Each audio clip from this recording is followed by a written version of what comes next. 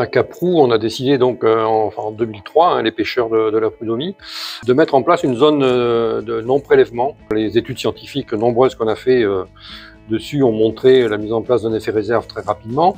Cette année, on a encore fait des études scientifiques avec des pêches expérimentales pour voir au bout de 20 ans où on en était. Les pêcheurs se sont dit c'est un outil de production pour la pêche professionnelle. Donc on a fermé cette zone de 450 hectares.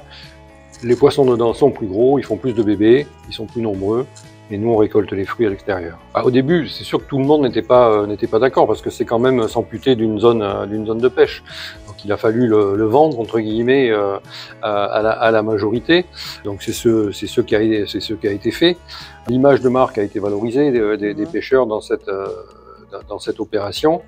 Et aujourd'hui, au bout de 20 ans, quand on demande aux pêcheurs qui travaillent juste autour, est-ce qu'on arrête le cantonnement parce que ça sert à rien, vous dites que vous pêchez pas mieux. Dis non, on pêche pas mieux, mais l'enlevez pas. Ouais, donc finalement ça marche. Voilà. Donc, finalement les pêcheurs sont contents.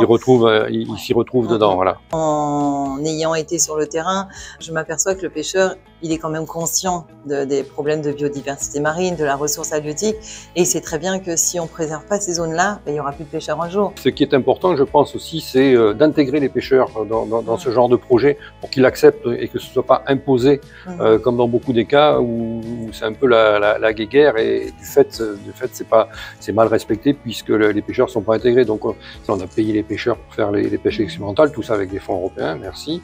Mais on avait fait la surveillance aussi par les pêcheurs pour démontrer l'utilité de surveiller de telles zones aussi sur des fonds européens. Donc voilà. Souvent, moi j'entends les pêcheurs râler, mais c'est parce qu'ils n'ont pas été intégrés dans les discussions et qu'ils ne sont pas représentés. C'est pour ça qu'aujourd'hui il nous faut une loi sur la restauration qui soit forte et qui soit contraignante, justement pour arriver à faire en sorte d'avoir des objectifs qui soient ambitieux pour restaurer la nature.